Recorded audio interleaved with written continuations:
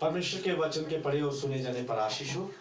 आज की सुबह जो हम खुदा के वचन से देखने जा रहे हैं, रूत की किताब उसका 1 अध्याय उसके 1 वचन से लेकर 5 वचन तक है। लिखा है, जिन दिनों में न्यायी लोग न्याय करते थे, उन दिनों में देश में अकाल पड़ा। तब यहूदा के बैतलहम का एक पुरुष अपनी स्त्री और दोनों पुत्रों को संग लेकर मोआब के देश में परदेसी होकर रहने के लिए चला गया। आमोस चुप करो बेटा, चुप। वचन 2। उस पुरुष का नाम एलीमेलेक था और उसकी पत्नी का नाम नोमी और उसके 2 बेटों का नाम महलोन और किलियोन थे। ये एप्राती अर्थात यहूदा के बैतलहम के रहने वाले थे। वे मोआब देश में आकर वहां रहे और नोआमी का पति एलीमेलेक मर गया और नोआमी और उसके दोनों पुत्र रह गए और उन्होंने एक मोआबिन स्त्री से विवाह कर लिया। एक का नाम ओरपा और दूसरी का नाम रूत था। फिर वे वहां कोई 10 वर्ष रहे। जब महलोन और किलियोन दोनों मर गए, तब नोमी अपने दोनों पुत्रों और पति से रहित हो गई। हमने खुदा के कलाम से इस हिस्से को पढ़ा है। ये रूत की किताब है। रूत का नाम आपने कभी सुना है? सुना है कभी रूत का नाम? कहाँ सुना है? अरे आपको पता ही नहीं है रूत कौन है? मेरी वाइफ का नाम भी रूत है। चुप क्यों है? बड़े रूत करुणा, उसका पूरा नाम रूत करुणा है। मेरी बहन का नाम भी रूत है ना? तो ये बाइबल वाली रूत है, इसी के नाम से इनको ये नाम मिला है। जो रूत की किताब है, इसकी शुरुआत जो है, हम शुरुआत में देखते हैं कि वो बहुत अच्छी नहीं है। पहली लाइन में लिखा है, जिन दिनों में न्यायी लोग न्याय करते थे, उन दिनों में देश में अकाल पड़ा। अकाल पड़ना अच्छी बात है कि बुरी बात है? बोलिए, अकाल पड़ना अच्छी बात है या बुरी बात है? अकाल का मतलब जब उनके पास कुछ खाने के लिए फसलें सूख गई हैं, उनके देश में बारिश नहीं होगी, फाइनेंशियली वो बहुत कमजोर हो गए हैं, तो देश में अकाल पड़ा है। जब अकाल पड़ गया है, यहाँ पर एक लाइन लिखी हुई है, जब न्यायी लोग न्याय करते थे। तो ये बहुत ही अद्भुत है। अब अकाल पड़ा है तो ये लाइन क्यों बीच में लिखी गई कि जिन दिनों में न्यायी लोग न्याय करते थे, देश में अकाल पड़ा। जब ये लाइन को, ये वचन को मैंने पढ़ा तो मैं थोड़ा हिल गया। ये न्यायी लोगों का क्या जिक्र है? ऐसे सीधा लिख देते कि देश में अकाल पड़ा, लेकिन लिखा है जब न्यायी लोग देश में न्याय करते थे। ये न्यायी कौन थे? जब इस्राएल के पास कोई राजा नहीं था, उनके जैसे सरपंच होते हैं, कोई अगुवे होते थे, वो राजे नहीं थे, ऑफिशियल वो किंग नहीं थे, वो न्यायी लोग थे, वो राज करते थे। उन दिनों में अकाल पड़ा। तो अब यहाँ पर ये लिखा है, न्यायियों की जो पुस्तक, इसकी पिछली पुस्तक है वो न्यायियों की पुस्तक है। उसमें बताया है कि कौन कौन अगुवे थे। जो उनके बहुत सारे अगुवे थे, जो बहुत सारे फेमस नाम हैं, जिनमें से गिदौन और शमसून का नाम जो है हम बहुत अक्सर लेते हैं कहानियों में। जो बच्चों की संडे स्कूल की कहानी है, हम गिदौन की और शमसून की कहानी को अक्सर सुनते हैं। और भी उनके बहुत सारे अगुवे थे, बहुत सारे उनके लीडर्स थे जो न्यायियों के ऊपर, इस्राएलियों के ऊपर न्याय करते थे। अगर पूरा देखा जाए तो लगभग उनके 15 न्यायी थे। न्यायियों की पुस्तक में उनके अलग अलग नाम हैं जो उनके न्यायी थे। लेकिन जब हम इस वचन को पढ़ते हैं, अगली पुस्तक में जाके लिखा है, जब न्यायी लोग न्याय करते थे तो देश में अकाल पड़ा। तो न्यायियों का क्या कसूर है?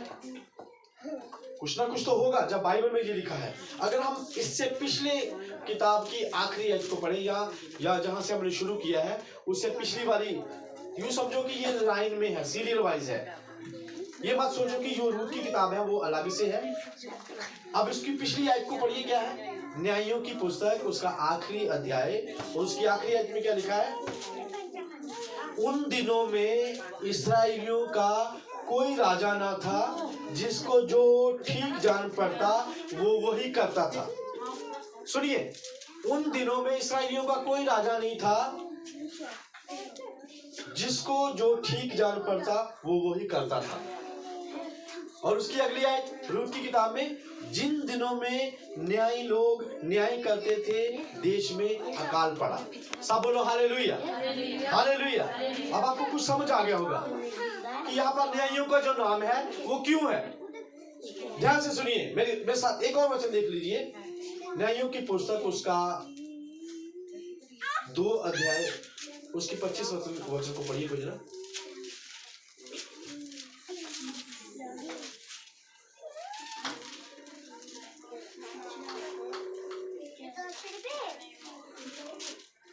पढ़ेंगे कोई? पढ़िए कोई। 2 अध्याय उसका 25वां वचन। न्यायियों 2 है। हाँ 23 क्या? 7वां वचन देखिए, 7वां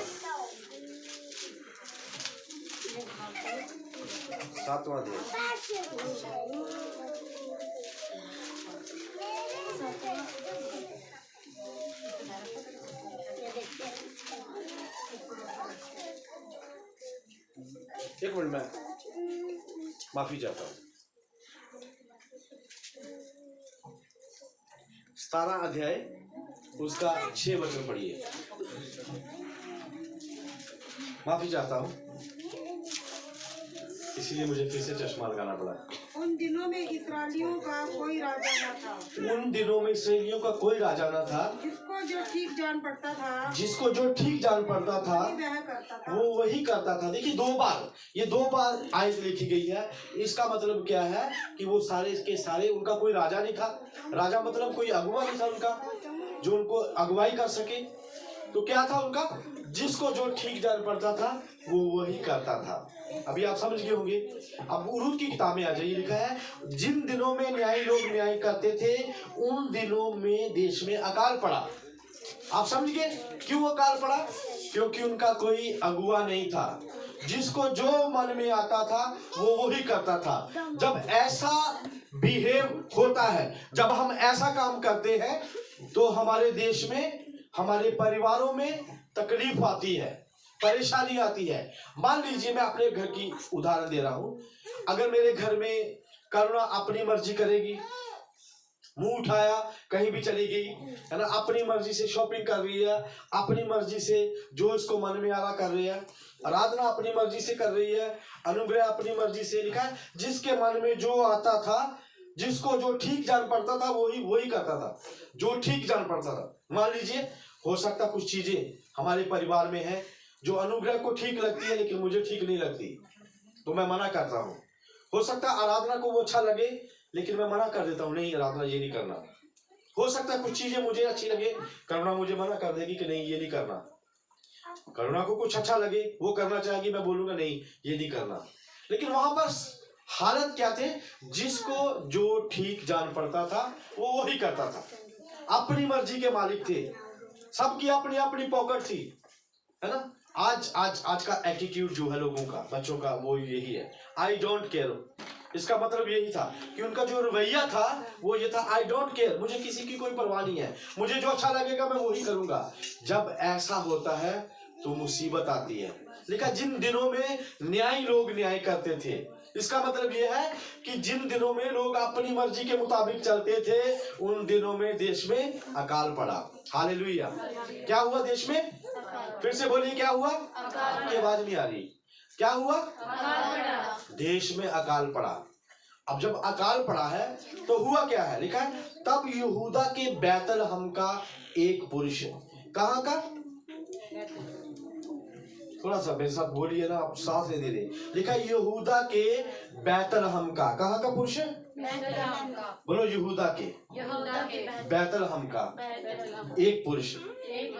यूं समझिए कि यहूदा जो है, यहूदा क्या है? ये यहूदा जो था याकूब के 12 बेटों में से एक था। पहले वो एक था, फिर उसके नाम का एक गोत्र बना, एक उनकी कम्युनिटी बन गई बखरा। जैसे अभी तेजी है, सद्दू है, गिल है ना, अलग अलग कम्युनिटीज है ना। ये तेजी है, मिस्टर तेजी। उधमपुर में जाओगे आपको बहुत सारी गाड़ियों पे लिखा हुआ मिलेगा मिस्टर तेजी, है ना। तो हम संधू हैं जैसे। तो वो जो यहूदा है उनका बाद में एक गोत्र बन गया। उसके बाद एक स्टेट जैसे डिस्ट्रिक्ट है, इसराइल का डिस्ट्रिक्ट बन गया। और उस जगह का, यहूदा के गोत्र का, यहूदा के बैतलहम का, बैतलहम जब शब्द आता है तो इसके ऊपर थोड़ा सा ध्यान देना। यहूदा के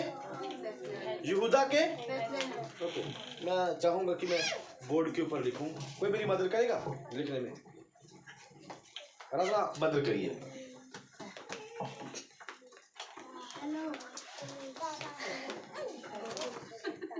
ओके,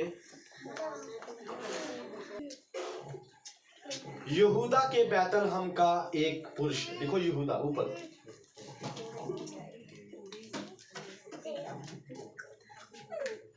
ओके, यहूदा के बैतलहम का एक पुरुष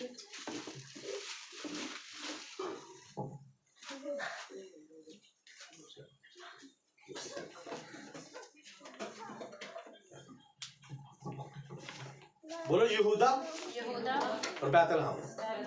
जब बैतलहम को सुनते तो क्या आपके दिमाग में आता है बताइए? बोलिए बोलिए, कुछ तो बोलिए। यीशु मसीह बैतलहम में पैदा हुए थे। जब यहूदा की बात आती है तो क्या आता है? गीत भी गाते हैं ना, यहूदा के नगर में बैतलहम। एक गीत भी गाते हैं, बर्फू भी एक गीत गाती है, यहूदा का शेरे बब्बर। तो इसका कुछ मतलब है कि जो आदमी है वो यहूदा के रहने वाला है और बैतलहम का है। यहूदा का मतलब यीशु मसीह के गोत्र का, यीशु मसीह के कबीले का, यीशु मसीह के जगह का।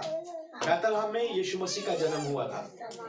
वहां का एक आदमी, बैतलहम का मतलब क्या है किसी को पता? बैतलहम का मतलब रोटी का घर। बोलो रोटी का घर। बैतलहम का मतलब है रोटी का घर। रामन का मतलब क्या है?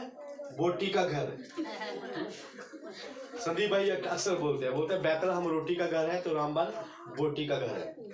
तो यहूदा के घराने का मतलब यीशु मसीह उस परिवार से आए थे, यीशु मसीह उस गोत्र से थे।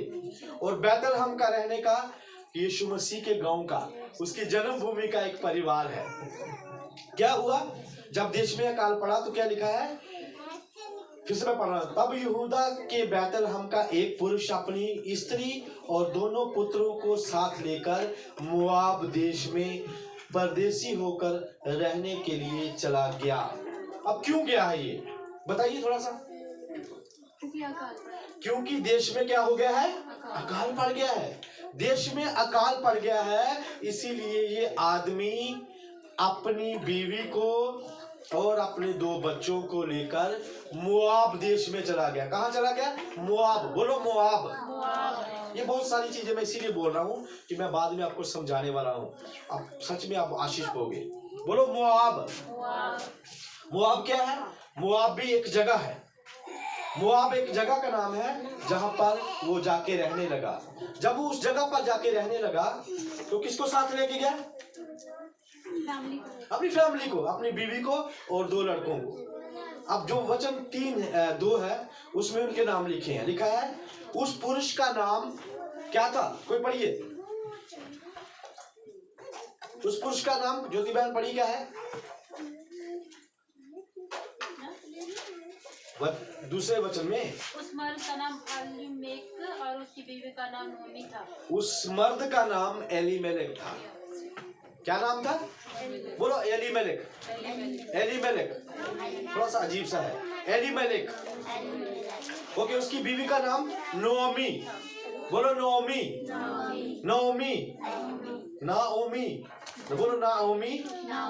बड़ा थोड़ा अजीब सा लग रहा है। और लिखा उसके 2 बेटों के नाम महलोन और किलियोन थे। ये प्राती थे अर्थात यहूदा के बैतलहम के रहने वाले, और वे मोआब देश में आकर वहां रहे। क्यों गए थे ये? बोली क्यों गए थे? अकाल पड़ गया था, इनको रोटी चाहिए थी, सीधी सी बात है, इनको कुछ खाने के लिए चाहिए था। ये सोच रहे थे कि हम अगर यहाँ पर रहेंगे तो भूखे मर जाएंगे। कहाँ के रहने वाले थे ये? बैतलहम के। बोलो बैतलहम के। इन्होंने सोचा कि अगर हम बैतलहम में रहे तो हम तो भूखे मर जाएंगे, यहाँ अकाल पड़ गया है। तो ये लोग मोआब में चले गए। आइए हम इनके नामों को देखेंगे। जो बंदा है उसका नाम है एलीमेलेक। क्या नाम है? उसकी बीवी का नाम नोमी। बोलो नोमी। उसके बेटे का नाम, जो बड़ा बेटा है उसका नाम है किलियोन, महलोन। बोलो महलोन। जो छोटा बेटा है उसका नाम है किलियोन। अब इनके नामों के बारे में बताऊंगा। अभी इनकी जगह बता दी। ये कौन लोग थे? यहूदा के घराने के। यहूदा क्या है? कौन सा गोत्र है? किसका गोत्र है? यीशु मसीह का। और ये कहाँ के रहने वाले थे? बैतलहम के। बैतलहम का मतलब यीशु मसीह के गांव के रहने वाले थे। बैतल, जहाँ यीशु मसीह का जन्म हुआ है, वो उस जगह के रहने वाले थे। ग्राही थे ना यीशु दे, उसी परिवार में से थे। लेकिन जब अकाल पड़ा तो कहाँ चले गए? कोई बताएगा? मोआब चले गए, मोआब में। ओके, इनके नामों के नाम। जो आदमी है उसका नाम है एलीमेलेक। फिर से बोलो, एलीमेलेक। एलीमेलेक का मतलब है, जो हिब्रू शब्द है, एली का मतलब होता है खुदा, परमेश्वर। जब जब एली शब्द आता है, हम बहुत सारे गीत भी गाते हैं, है ना। एलोहिम गाते हैं, इसका मतलब परमेश्वर सर्वशक्तिमान, है ना। और क्या है? एल शदाई, वहां भी एली शब्द है। एल एल ई एल, जब ई एल आता है तो वहां खुदा का मतलब होता है। एल रोही, है ना। बहुत सारे नाम खुदा के। एल रोही का मतलब यहोवा चरवाहा है। तो जब जब एली शब्द आता है तो इसका मतलब जो है, इसका मीनिंग जो है परमेश्वर है। प्रभु यीशु मसीह जब क्रूस के ऊपर थे तो उन्होंने जोर से लिखा, ऊंचे शब्द से पुकारा। उन्होंने कहा, एली एली लमा शबक्तनी, हे मेरे खुदा, हे मेरे परमेश्वर, तूने मुझे क्यों छोड़ दिया? तो एली का मतलब क्या है? बच्चों चुप। एली का मतलब क्या है? ओके, उसका नाम 2 अक्षरों से बनता है, एली मेलेक। और मेलेक का मतलब जो है इब्रानी में, उसका मतलब है राजा। एली मेलेक का मतलब खुदा मेरा राजा है। बोलो, खुदा मेरा। उस बंदे का नाम जो है एली मेलेक, इसका मतलब खुदा मेरा राजा है। उसकी बीवी का नाम क्या है? उसका नाम है नोमी। नोमी का मतलब है खूबसूरत, मनोहरता, सुंदरता, सुंदर, ब्यूटीफुल। उसका नाम ये है नोमी का मतलब। इसके पापा का पति का नाम क्या है? एलीमेलेक। एलीमेलेक का मतलब खुदा मेरा, बोलते जाइए, खुदा मेरा। और नोमी का मतलब ब्यूटीफुल, सुंदर। अब उसके जो 2 बेटे हैं, बड़े बेटे का नाम है महलोन। महलोन का मतलब है बीमारी। क्या नाम है? कैसा लगता होगा? हाँ, बीमारी कितना आया जब उसको बोलते होंगे। क्यों उसका नाम रखा मुझे नहीं पता। कुछ नाम है बाइबल में, जो नाम शायद हो सकता है उस समय वो बीमारी में से निकली हो, मुझे नहीं पता। उनके घर में से कोई बीमारी हो और बीमारी के ऊपर कोई उन्होंने फतेह पाई हो। पहले ऐसे नाम रखते थे। सोमवार को सोमा, मंगलवार को जब है मंगा, मंगल, है ना। ऐसे ऐसे नाम रखते थे। बुधवार को हो गया था बुद्धू। ये तो छोड़ो, हमारे गांव में जब ये पाकिस्तान का और इंडिया का लड़ाई लगी थी ना, हमारे गांव में एक बम गिरा था। और उसी दिन क्या हुआ, हमारे गांव में एक लड़का पैदा हुआ, उसका नाम भी बम रखता। सच्ची में उसका नाम बम्बी है। तो ऐसा ही कुछ उसके साथ भी हुआ होगा कि उसका नाम महलोन रखा है। महलोन का मतलब है बीमारी। हम ऐसा बोलते हैं, ये बीमारी कितों आ गई है ना। तो वो कैसा उसको फील होता होगा उस लड़के को जब बोलते होंगे, तेरा नाम क्या है? बीमारी। मान लो अभी पिछले दिनों में मैंने खबर सुनी, न्यूज सुनी, किसी के घर में एक लड़की हुई तो उन्होंने नाम रख दिया करोना। रजिस्टर करवाया, रख दिया नाम उसका करोना। अभी तो ठीक है, न्यूज में आ गई, लेकिन जब वो लड़की थोड़ी बड़ी होगी, स्कूल में जाएंगे तो जो बोले क्या नाम है तेरा? करोना। वो कितों आ गई बीमारी है ना। इसको पीछे छोड़ो यार, ये करोना इसका नाम रखा हुआ है।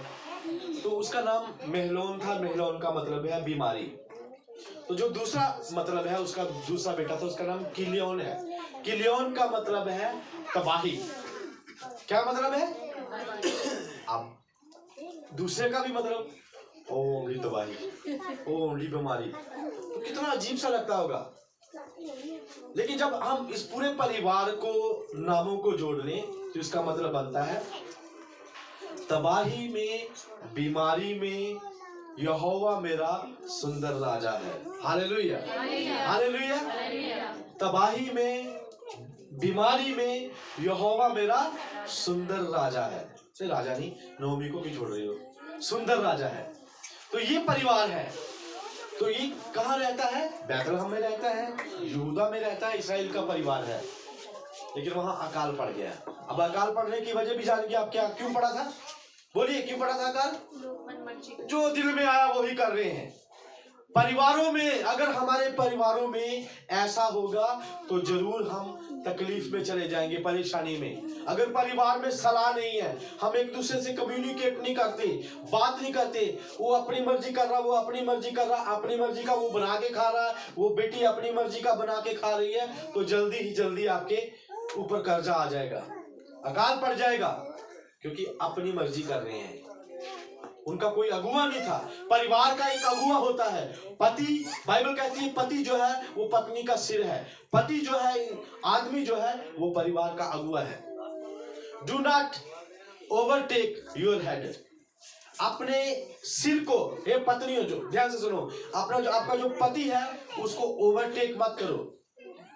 पति को पता भी नहीं है कि उसकी बीवी कहाँ है, पर्स उठाया और बीवी बाद में पता चलता शाम को कि वो तो मायके में गई हुई है। अपने पतियों से सलाह करें, कुछ भी करते हो सलाह करें। जो बच्चे हैं वो अपने पेरेंट्स से बात करें, कुछ करना चाहते हैं, बाप को बाहर से पता चल रहा है कि मेरा बेटा ये कर रहा है, मेरी बेटी ये कर रही है, गलत बात लीजिए। आराधना ने बताया था कि मैंने पापा को नहीं बताया, मुझे पता था लेकिन मैं इंटरफेयर नहीं कर रहा था। मैंने बोला इसकी लाइफ है, लेकिन ये नहीं है कि मुझे कुछ पता नहीं था, मुझे सब पता था। अभी उसने गवाही बोली, आप बोलोगे आराधना भी तो यही कर रही थी, अपनी मर्जी से सब कुछ कर रही थी, लेकिन मुझे पता था कि वो क्या कर रही है। लेकिन जब माँ बाप को पता ही नहीं है कुछ है, बच्चे क्या कर रहे हैं, बीवी को पता ही नहीं है उसका पति क्या कर रहा है, और पति को पता ही नहीं उसकी बीवी क्या कर रही है, तो अकाल पड़ जाएगा, मुसीबत आ जाएगी। और जब मुसीबत आई तो ये परिवार, यहूदा के घराने का परिवार, यीशु मसीह दा घराई, यीशु मसीह के गांव का, बैतलहम का ये परिवार मोआब में चला गया। इनके नाम देखो कितने अच्छे हैं। एलीमेलेक, यहोवा मेरा राजा है। नोमी, सुंदर है ना, जो दो बेटे हैं, महलोन बीमारी और किलियोन तबाही। बीमारी में, तबाही में यहोवा मेरा सुंदर राजा है। लेकिन जब अकाल पड़ा तो ये लोग चले गए, वहां से छोड़ गए बैतलहम को।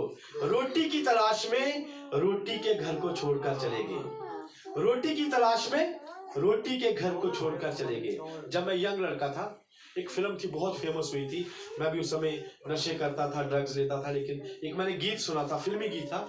उस गीत ने मुझे काफी प्रभावित किया था। वो गीत था, जिंदगी की तलाश में हम मौत के कितने पास आ गए। सुना होगा, आप हंस रहे हैं ना कि पास भी। हाँ मैंने देखी, वो फिल्म देखी थी मैंने, बहुत अच्छा गीत था। उस फिल्म में क्या होता कि जो हीरो है, वो हीरो उस समय मुझे बहुत पसंद था। जब वो गीत गाता है, वो गटर में होता है, जो कूड़े का होता है ना, जिसमें वो कूड़ा फेंकते हैं, पुलिस उसके पीछे पड़ी होती है और वो ड्रग्स लेता है, बुरे बुरे काम करता है, वो गटर में होता है, तब ये गीत चलता है, जिंदगी की तलाश में हम मौत के कितने पास आ गए। ये परिवार जिंदगी की तलाश में निकला था, और क्या हो गया इनके साथ, हमने पढ़ा। वहां पर क्या लिखा है, क्या हुआ वहां पर? ये गए थे कि हम जिंदा रहेंगे, अगर हम बैतलहम में रहे तो मर जाएंगे। तो वहां जाके क्या हो गया, नोमी विधवा हो गई, उसके दोनों पुत्र भी मर गए। हम थोड़ा और देखते इस कहानी को, क्या हुआ। लिखा ये मोआब में चले गए। मोआब क्या है, क्या बात है मोआब? मोआब किसी को पता कौन है? किसी को पता मोआब के बारे में? बैठे रहिए, बैठे रहो। है कौन सा दल है, डिस्टर्ब मत कीजिए। मोआब क्या है, मोआब के बारे में मैं बताऊंगा, ध्यान से सुनिए। आप लोगों ने लूत का नाम सुना है, अब्राहम का भतीजा। ओके, जो लूत था, लूत अब्राहम से जब अलग हो गया था तो वो सदोम और अमोरा में जाकर रहने लग गया था। सदोम अमोरा दिखने में बहुत हरा भरा था, लेकिन बाइबल कहती है कि सदोम अमोरा के जो लोग थे वो यहोवा की नजर में दुष्ट थे। वो बहुत बुरे लोग थे, गंदे लोग थे वो। उस समय अब्राहम के टाइम पर वहां पर ऐसे ऐसे गुनाह किए जाते थे जिनके बारे में आज हम सुनते हैं। जो मर्द है वो मर्दों के साथ अपने शारीरिक संबंध बनाते थे, जो औरतें हैं वो औरतों के साथ अपने फिजिकल रिलेशन बनाती थी। और ऐसे लोगों के पास सदोम और मोरा के बीच में लूत चला गया और लूत की बेटियां वहीं पर उसके साथ रहती थी। जब वो खुदा उस शहर को नाश करने वाला था, खुदा ने अब्राहम की वजह से लूत और उसके परिवार को निकाला। खुदा ने बोला कि यहां पीछे मुड़ के मत देखना। सदोम और मोरा के लोग इतने गंदे थे, इतने खराब थे कि जब खुदा के स्वर्गदूत लूत को निकालने के लिए आए थे तो उन्होंने देखा ये बहुत चिकने चिकने सुंदर सुंदर हैं। तो वहां के लोग इकट्ठे हो गए लूत के घर के सामने और उन्होंने बोला कि ये बंदे जो है, ये लड़के जो है हमें दे दे, हम इनके साथ शारीरिक संबंध बनाएंगे, हम इनके साथ फिजिकल रिलेशन बनाएंगे।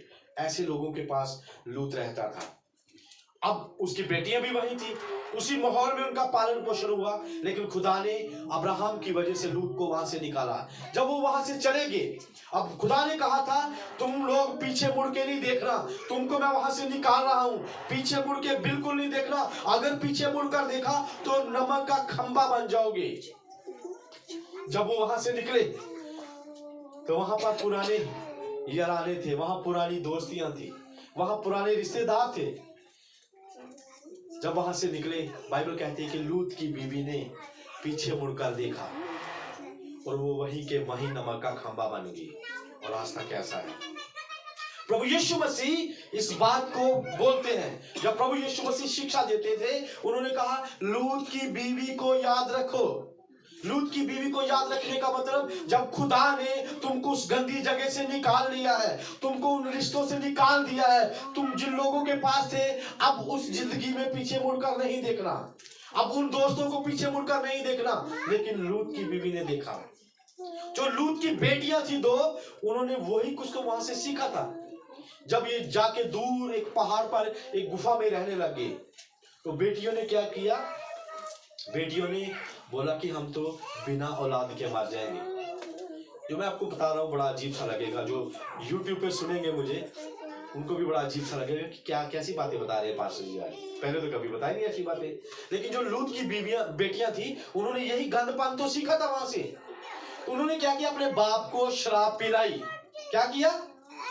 बोलो क्या किया? शराब पिलाई। शराब एक ऐसी चीज है, जब इसका जिक्र जब भी बाइबल में है ना, जब नूह के टाइम पर नूह ने शराब पी थी तो वो नंगा हो गया था। उसके बच्चों ने उसके नंगेपन को देखा था।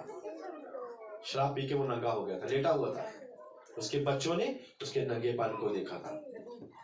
अब लूत की बेटियां जो है, क्योंकि बीवी तो बन गई उसका नमक का खंबा, तो अब उसके जो उनको आदतें पड़ी हुई हैं, जब पुराने गंदे माहौल में रही हैं, तो उन्होंने अपने बाप को शराब पिला के अपने बाप के साथ फिजिकल रिलेशन बनाए थे। सुना कभी किसी ने बाइबल में से? अपने पिता के साथ उन्होंने फिजिकल रिलेशन बनाए थे।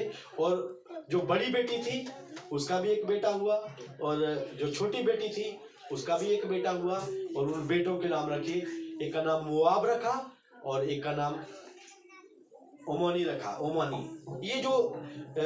ये बच्चे जो थे, ये जो कौमें थी, ये हमेशा खुदा के लोगों के खिलाफ रही हैं। उत्पत्ति 19 अध्याय उसकी 37 आयत को पढ़ दीजिए कोई। उत्पत्ति 19वां अध्याय।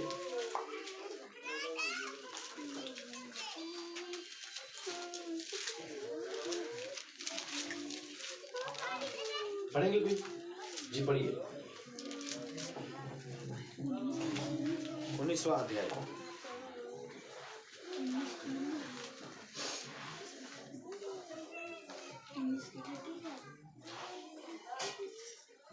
वन 19 कोई पढ़िए। शर्मा रहे हैं पढ़ने से? पढ़िए कोई ना। 37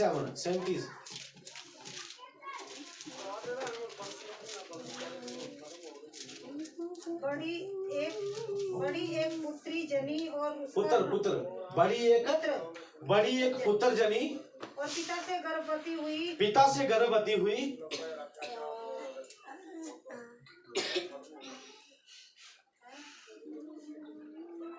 नहीं, बड़ी एक पुत्र जनी। हाँ जी। और उसका नाम मुआब रखा। उसका नाम मुआब रखा। वह मुआब नामक जाति का जो आज तक है मूल पिता हुआ। वो जो बच्चा था मुआब जाति का, आज तक वो जाति है उनका मूल पिता हुआ। और छोटी भी एक पुत्र जनी। छोटी भी एक पुत्र जनी। और उसका नाम बेनमी रखा। उसका नाम बेनमी रखा। वह नाओमी वंशियों का जो आज तक है मूल पिता हुआ। अमोनियों का। अमोनी। वो अमोनियों का मूल पिता हुआ। ये जो जातियां दो, मुआबी और अमोनी, ये हमेशा हमेशा खुदा के लोगों के खिलाफ रहे हैं। ये बच्चे कैसे पैदा हुए? खुदावन ऐसे रिश्तों को पसंद नहीं करता। ये अपने बाप से, ये बेटियों ने अपने बाप के साथ शारीरिक संबंध बनाए थे और उनसे पैदा हुए थे। ये अनुचित संतानें थी, ये खुदा को पसंद नहीं थी। खुदा इन बच्चों को पसंद नहीं करता था। और ये खुदा के घराने के लोग कहां पर चले गए हैं? मोआब में। कहां पर चले गए हैं? ये मोआब है। अनुचित संतान, बाप से पैदा हुआ बेटी ने अपने बाप के साथ फिजिकल रिलेशन बनाए। खुदा इन बच्चों को इतना नफरत करता था, खुदा इनको पसंद नहीं करता था। खुदा ने इन परिवारों को ब्लेस नहीं किया था। बाद में जाके हम देखेंगे कब खुदा ने इनको ब्लेस किया। मेरे साथ एक वचन को निकालिए। परमेश्वर इन मुआबियों से कितना प्यार करता था। देखते हम थोड़ा सा। व्यवस्था विवरण उसका 23वां अध्याय। व्यवस्था विवरण उसका 23वां अध्याय, उसका 3 वचन कोई पढ़िए।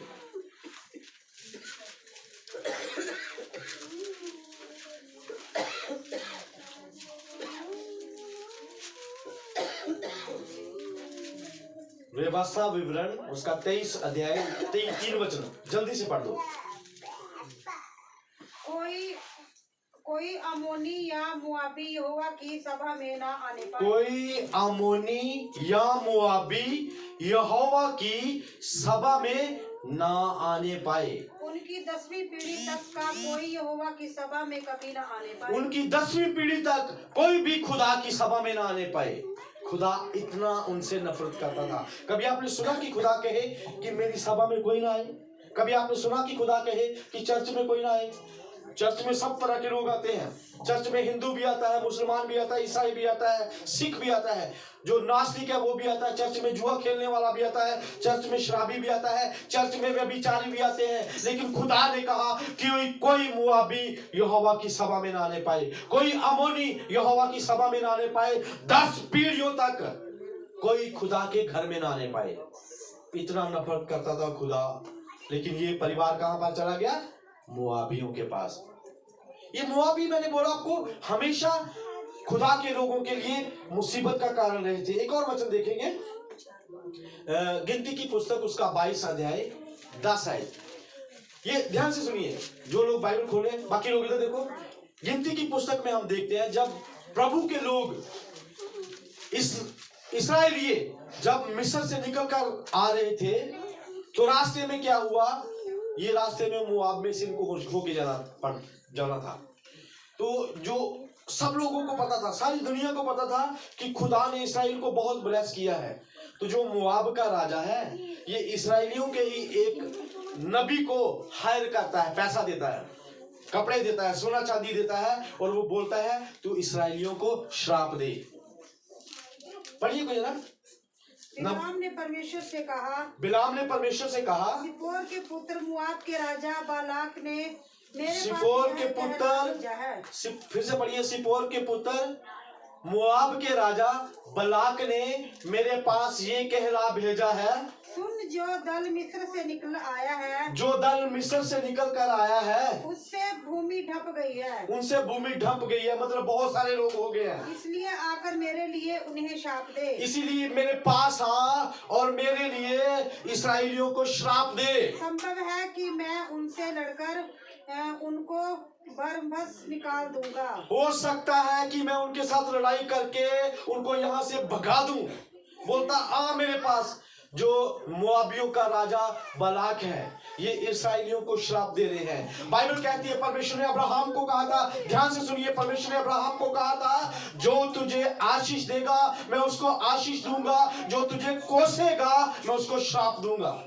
ये नहीं कहा कि जो इस्राएल को श्राप देगा मैं उसको श्राप दूंगा। खुदा ने कहा जो इस्राएल को कोसेगा, इसका मतलब बुरा भी बोलेगा, जो इस्राएल को बुरा भी बोलेगा, इस्राएल को ब्लेस करो। यही वजह है कि हम इस्राएल के लिए दुआ करते हैं, क्योंकि बाइबल कहती है जो इस्राएल को ब्लेस करेगा उसको खुदा आशीष देगा, जो इस्राएल को कोसेगा वो उसको श्राप देगा। और ये बंदा जो मोआबी है, मोआब का राजा है, ये बिलाम नबी को हायर कर रहा है। बिलाम नबी खुदा को बोल रहा है, खुदा बाप मेरे परमेश्वर, जो बलाक है मोआब का राजा है, उसने मुझे ये कहला भेजा है कि मेरे पास आके इन इस्राएलियों को श्राप दो।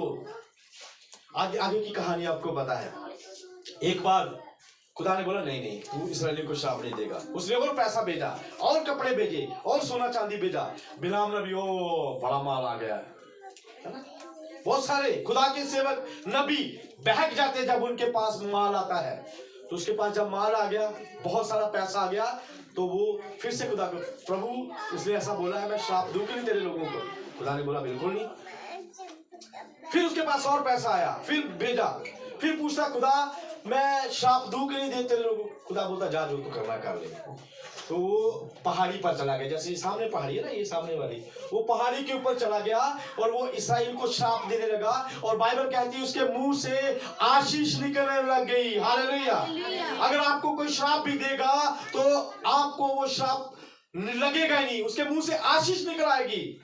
वो श्राप देने के लिए हायर किया गया, उसको पैसा दिया गया कि इस्राएल, ये मोआबी लोग हैं जो इस्राएल को श्रापित करना चाहते हैं। खुदा ने कहा कि कोई मोआबी मेरी सभा में न आए। कितनी पीढ़ियों तक? 10 पीढ़ियों तक मेरी सभा में कोई मोआबी ना आए। खुदा इनको पसंद नहीं करता था। और ये परिवार कहां पास चला गया? मोआबियों के पास। कहां चला गया? मोआबियों के पास चला गया, जिनको खुदा बिल्कुल पसंद नहीं करता था। मोआबियों के लिए थोड़ा सा और पढ़ेंगे मेरे लिए। पढ़े भजन संहिता 108 उसका 8 और 9। भजन संहिता 108 उसका 8 और 9 वचन पढ़िए।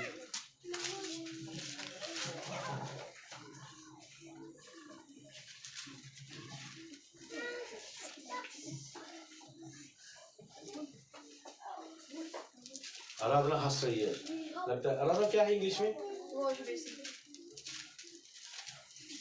ओके, करुणा पढ़िए क्या?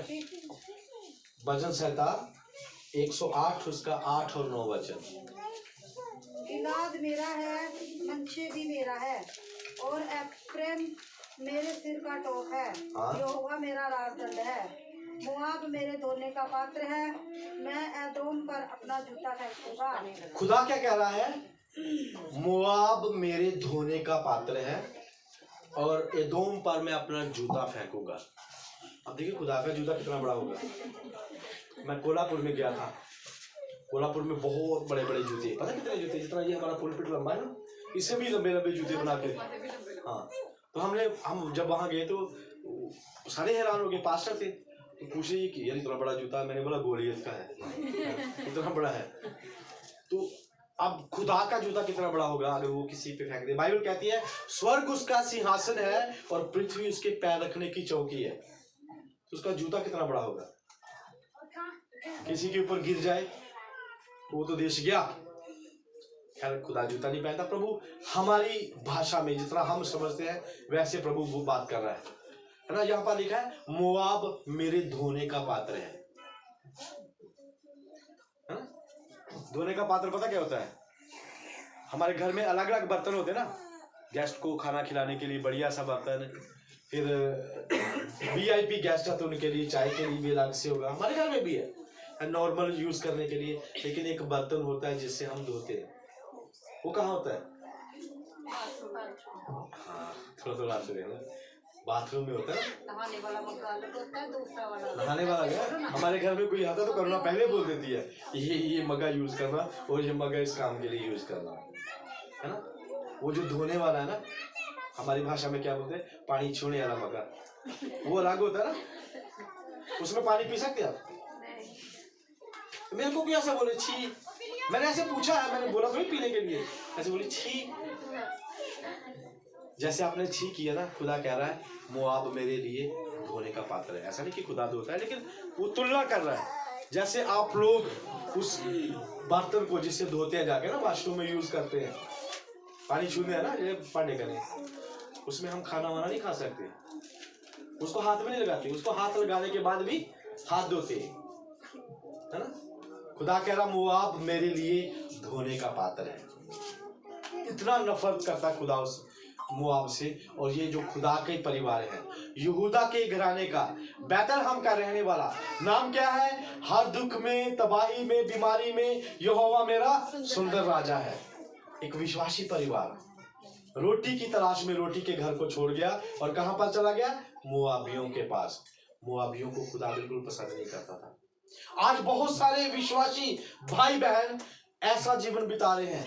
बाइबल में एक घटना है, लिखा है, जो नेक सामरी वाली घटना लिखा है, वो यरूशलेम से यरीहो को जा रहा था। यरूशलेम को छोड़कर, यरीहो का मतलब लामती जगह, संसार में वो जा रहा था। यरूशलेम जहां परमेश्वर का मंदिर है, परमेश्वर की हैकल है। ए यरूशलेम तू खुदावंदा शहर, तेरे भूया विच खड़े साडे पैर। हम गीत भी गाते ना, ए यरूशलेम तू खुदावंदा शहर। खुदा के शहर को छोड़कर वो यरीहो में जा रहा था। रास्ते में उसके साथ क्या हुआ? देखा, उसको डाकू मिले, तो डाकुओं ने उसके साथ मारपीट की, अधबुआ करके चले गए। बहुत सारे लोगों के साथ यही होता है। काम धंधे की तलाश में, अपनी खुशी की तलाश में उन्होंने ये सोचा अगर हम इस जगह पर रहेंगे मर जाएंगे, यही सोचा ना उन्होंने। तो वो मोआब में चले गए, मोआब में जाकर रहने लगे। क्या हुआ वहां पर? लिखा है नोमी और उसका पति जब मोआब में चले गए, 3 वचन में लिखा है नोमी का पति एलीमलेक मर गया। यहाँ हालेलुया भी नहीं बोल सकते। यहोवा मेरा राजा है, अब राजा ही मर गया। यहोवा तो नहीं मरता, लेकिन उसके नाम का मतलब है खुदा मेरा राजा है। लिखा एलीमलेक मर गया। वो तो गया था जिंदा रहने के लिए। मैंने गीत बताया था आपको, देखो इनके ऊपर पूरा फिट बैठता है। जिंदगी की तलाश में हम मौत के कितने पास आ गए। मर गया जाके वहां पर, विधवा हो गई, विधवा होगी वो जनानी, क्योंकि उसका पति मर गया है। वो सोच रहे थे हम वहां जाएंगे हम जिंदा रहेंगे। लिखा है नोमी का पति एलीमलेक मर गया और नोमी और उसके दोनों पुत्र रह गए। वचन 4 में, और उन्होंने एक एक मोआबिन स्त्री से विवाह कर लिया। एक का नाम ओरपा और दूसरी का नाम रूथ था। फिर वे कुछ वहां 10 वर्ष रहे। जब महलोन और किलियोन दोनों मर गए, तब नोमी अपने दोनों पुत्रों और पति से रहित हो गई। पहले तो ये उनके पास गए, अब मोआबिन लड़कियों से शादी कर रहे हैं। आज बहुत सारे मसीही लोगों का ये हाल है, अन्य जातियों में शादियां कर रहे हैं। जो विश्वासी बच्चे नहीं है उनके साथ शादियां कर रहे हैं, उनके साथ अफेयर चल रहे हैं। जो खुदा के लोग हैं उनको कभी दूसरे लोगों के साथ ना शादियां करनी चाहिए ना ब्याह करने चाहिए। इंतजार कर ले, कोई बात नहीं, प्रभु अपने समय पर अच्छा देगा। लेकिन उन्होंने यही किया, अन्य जातियों में शादियां कर रहे हैं। बाद में वो भी मर गए, लड़कियां भी मर गई। किस लिए गए थे? रोटी की तलाश में, जिंदा रहने के लिए। तेरी कसम, है ना? ओके, जिंदा रहने के लिए गए थे। सोच रहे थे कि हम जिंदा रहेंगे। जिंदगी की तलाश में मौत के कितने पास चले गए। जिंदगी की तलाश में, रोटी की तलाश में रोटी के घर को छोड़ दिया और वहां जाके जिंदा रहे, मर गए, वहां खत्म हो गए। ये खुदा के लोग थे, ये खुदा के लोग थे जो रोटी की तलाश में निकले थे। आज बहुत सारे विश्वासी बच्चे, विश्वासी जवान, विश्वासी लोग ऐसे लोगों के साथ पार्टनरशिप में हैं, ऐसे लोगों के साथ रिलेशन में है जिनको खुदा पसंद नहीं करता। हम लोगों से मिल सकते हैं, लोगों से बातचीत कर सकते हैं, लेकिन इतने घनिष्ठ रिश्ते खुदा को बिल्कुल पसंद नहीं है। और कहा किस जगह को छोड़ा है? देखिए कौन है ये बंदा? यीशु मसीह के घराने का, यीशु मसीह के गांव का। कहने को बहुत अच्छा विश्वासी, कितने बढ़िया नाम है। हर दुख में, हर मुसीबत में यहोवा मेरा सुंदर राजा है। जब थोड़ी सी मुश्किल आई तो भागा मोआबियों के पास। मोआबियों को खुदा पसंद नहीं करता। वो खुदा कहता है मोआब मेरे धोने का पात्र है, कोई मोआबी मेरी सभा में न आए। लेकिन ये लोग तबाह हो गए, बर्बाद हो गए, पूरा का पूरा परिवार बर्बाद हो गया। फिर आगे जाके लिखा, मैं जल्दी खत्म करूंगा, लिखा जब नोमी ने सुना कि खुदा ने मेरे लोगों की सुधि ली है, तब फिर ये अपने आप वहां पर आई। इसका नाम नोमी था। लोग बोलते वो नोमी आई, नोमी आई, नोमी आई। 10 साल के बाद आई ना, नोमी आई। नोमी बोलती मुझे नोमी मत कहो, मुझे मारा कहो। मारा का मतलब दुखियारी, कड़वी। पहले क्या था इसका नाम, मतलब नाम का मतलब क्या था, सुंदर। पहले नोमी थी, अब बोलती मुझे मारा कहो। बहुत अच्छी बात, मैं जल्दी खत्म करूंगा, बाद में इस बात पर कभी हम बात करेंगे। रूत जो मुआबिन थी, मुआबी खुदा की सभा में नहीं आ सकते थे, मुआबियों से खुदा नफरत करता था। लेकिन ओरपा जो थी वो बड़ी उसकी बहू थी, लेकिन जो रूत थी वो छोटी। रूत जो है, रूत ने क्या कहा, अपनी सास को कहा जो तेरा परमेश्वर होगा वो मेरा परमेश्वर होगा, जहां तू जाएगी मैं वहां जाऊंगी, जो तेरे लोग होंगे वो मेरे लोग होंगे। ये मुआबिन जो है बाद में आशीष पा गई, क्योंकि इसने स्वीकार किया जो तेरा परमेश्वर है वो मेरा परमेश्वर होगा। और यीशु मसीह की वंशावली में रूत का नाम है। बाद में हम इस विषय पे बात करेंगे कि एक मुआबिन स्त्री जब वो प्रभु को ग्रहण करती है, प्रभु नफरत करता था उनसे। खुदा कहता मुआब मेरे धोने का पात्र है, कोई मुआबी यहोवा की सभा में ना आए। लेकिन वो मुआबिन स्त्री इस बात को स्वीकार करती है, जो तेरा परमेश्वर है वो मेरा परमेश्वर होगा। तो उसका परमेश्वर कौन था नोआमी का? उसका परमेश्वर यहोवा था। इसका मतलब यह है आज से मेरा खुदा, मेरा परमेश्वर यहोवा है, आज से मेरा परमेश्वर यीशु मसीह है। हालेलुया। एक मुआबी ने इस बात का अंगीकार किया, वो आशीष पा गई। लेकिन देखिए ये प्रभु का परिवार, प्रभु का घराना, आज बहुत सारे विश्वासियों के साथ ऐसा ही हो रहा है। विश्वासी लोग तबाह हो रहे हैं, बर्बाद हो रहे हैं, क्योंकि वो खुदा के घर को छोड़कर कुछ करना चाहते हैं। ऐसे लोगों के साथ रिश्तों में है, कोई भी रिश्ता हो सकता है, बिजनेस का रिश्ता हो सकता है, आपके दूसरे संबंध हो सकते हैं।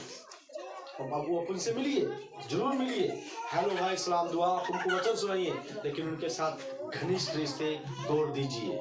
वो रिश्तों में आ गए उनके साथ, वो विश्वासी नहीं थे, उन्होंने शादियां कर ली, उन्होंने ब्याह कर लिए, वो भी खत्म। बी केयरफुल, खुदा के बच्चों, बी केयरफुल। जब आप शादियां करते तो बहुत ध्यान रखें, अन्य जातियों से बचे रहें, वरना यही हाल होगा।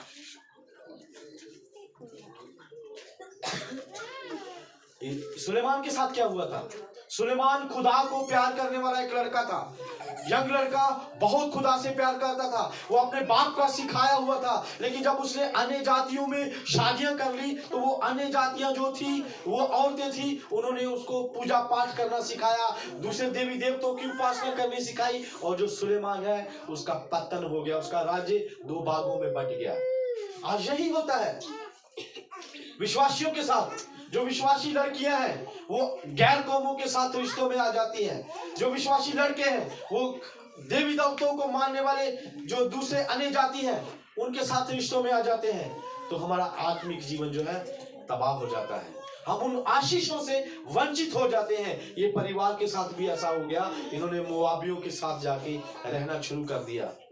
जो उसको पहचान रहे हैं, अब देखो जो बोल रहे हैं नोमी आई, नोमी आई, तो इसका मतलब ये है कि वो लोग इनको जानते थे, इनके जान पहचान के थे। अगर वो जिंदा रहे थे, इस्राएल में अकाल के टाइम पर वो जिंदा रहे थे, तो नोमी उसका पति, नोमी का पति और उसके दोनों बच्चे भी जिंदा रहते।